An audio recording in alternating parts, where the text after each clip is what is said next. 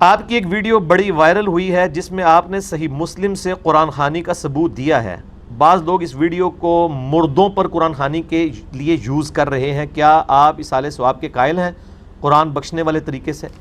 میرے بھائی، قرآن کو بھی لوگ مس یوز کر رہے ہیں.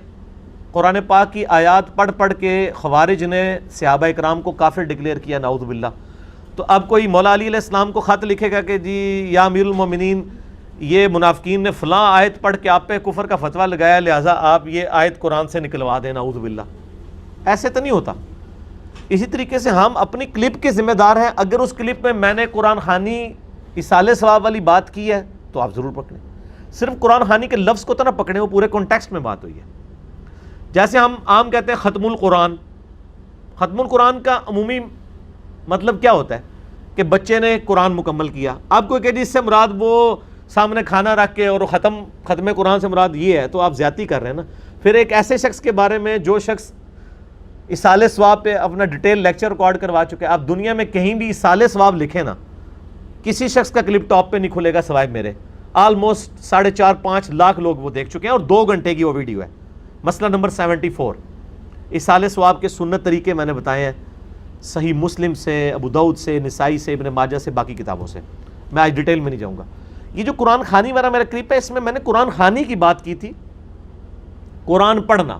اور وہ صحیح مسلم کی میں نے حدیث پیش کی تھی کہ نبی صلی اللہ علیہ وآلہ وسلم نے فرمایا، جو لوگ بھی اللہ کے گھر میں قرآن کی تلاوت کے لیے یا اس کی درس و تدریس کے لیے جمع ہوتے ہیں تو اللہ کے فرشتے ان کو اوپر سے ڈھانپ لیتے ہیں، ان پر سکینت نازل ہوتی ہے.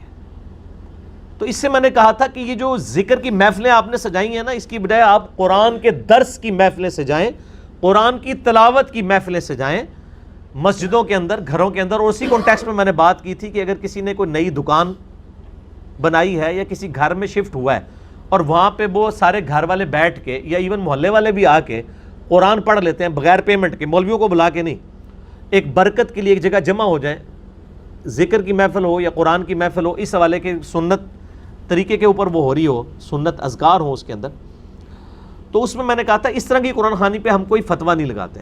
اس سے میں نے اصالہ ثواب یا مردوں کو بخشنے والی قرآن خوانی نہیں لی، اس کا تو کوئی جواز موجود نہیں. ایون فقہ حنفی کے اندر جواز موجود نہیں. بعض میں متاخرین علماء جو ہیں اس طرف چلے گئے. تو میرا مسئلہ نمبر 74 دیکھ لیں. میں یعنی کانٹیکسٹ کے ساتھ چیزوں کو پیش کیا کریں، یعنی اس طرح آؤٹ آف کانٹیکسٹ صرف ٹائٹل پڑھ لینے سے. جس طرح میں نے بتایا ہمارے ایک کلپ کا ٹائٹل ہے میں سنی شیعہ سے مسلمان کیوں ہوا، تو پچھلے دفعہ پھر میں نے وہ کوئی 58 منٹ اس کا جواب دیا. وہ جی آپ نے تو سنی شیعہ کو کافر کہہ دیا. اس میں نے کب کافر کہا؟ میں نے تو ہیڈنگ بنائی اور سوالیہ نشان ہے. پھر میں نے اس میں الزامی جواب دیا تھا کہ اگر کوئی شخص کہے کہ میں پنجابی، بلوچی، پٹھان اور سندھی سے نکل کر پاکستانی کیوں ہوا، تو اس کا مطلب آپ کیا لیں گے کہ یہ شخص لسانیت اور صوبائیت کے خلاف بول رہا ہے، یہ ٹرو پاکستانی ہے. کیا آپ یہ مطلب لیں گے کہ اس کا مطلب یہ ہے کہ یہ بلوچیوں کو پاکستانی نہیں مانتا، پنجابیوں کو پاکستانی نہیں مانتا؟ اگر میں پنجابی اور میں کہتا ہوں میں پنجابی سے پاکستانی کیوں ہوا، اس کا قطعاً یہ مقصد نہیں میں پنجابی کو پاکستانی نہیں مان رہا ہوں. اس کا مطلب یہ ہے کہ مجھے پنجابی کے لانے کی بجائے مجھے پاکستانی ہونے پر فخر محسوس کرنا چاہیے. اس طرح میرا جب کلپ ہے میں سنی شیعہ سے مسلمان کیوں ہوا، تو مراد یہ ہے کہ مجھے سنی اور شیعہ کے بجائے اپنے آپ کو مسلمان کہنا چاہیے، مسلم کہنا چاہیے. کیوں؟ کیونکہ نہ میں وابی نہ میں بابی، میں ہوں مسلم علمی کتابی. نام وابی ہیں سو کارڈ، جو وہ ایک گالی رکھی ہوئی ادبی سی کسی کی علمی بات کے اوپر، اور نام بابی ہیں بابوں کے ماننے والے یا بابوں کا دفاع کرنے والے. ہم علمی کتابی بندے، ہم سے علمی کتاب بات کیا کریں. تو میں نے اس میں یعنی کلیریفیکیشن دی. یہاں پہ میں کلیریفیکیشن دے رہا ہوں، اس اصالہ ثواب سے مراد، اس قرآن خوانی سے مراد برکت کے لیے قرآن خوانی ہے.